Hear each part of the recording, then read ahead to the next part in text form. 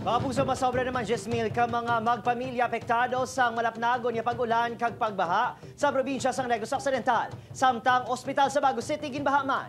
Yaring balita gintutukan ni Eileen Pedreso live hikan sa syudad sang Talisay. Lin, anong latest?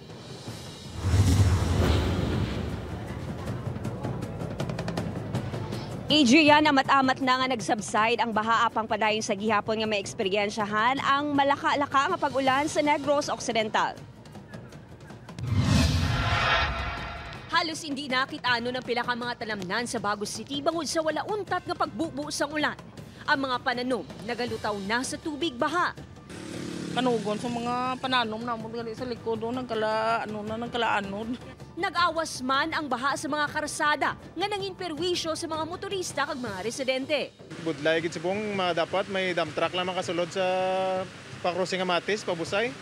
Masobra 10,000 ka mga pamilya o kung kapin 36,000 ka individual sa Negros Occidental ang apektado sa makusog nga pag-ulan halin pa sa Sabado.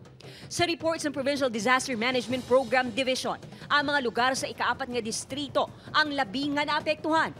May ara kita mga dagko nga reported nga evacuation. May ara makita sa District 5, particularly sa Hiligaran. Ginsulod man sa baha pati ang District Hospital sa Bago City. Temporaryo nga hindi magbaton sa pasyente ang ospital. Samtang, 29 ka LGU sa Negros Occidental ang nagsuspinde sang klase.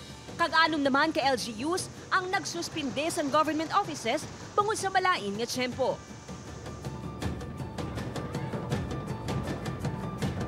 Adrian, nagpasalig naman ang provincial government sang bulig, kaangay na lang sang food packs kag hygiene kits sa mga residente nga kutob sa karon yara sa gihapon sa mga evacuation center. Adrian? Dasig-dasiga lang naton live gikan sa Barangay Zone 15, Talisay City. Maraming salamat, Eileen Pedreso.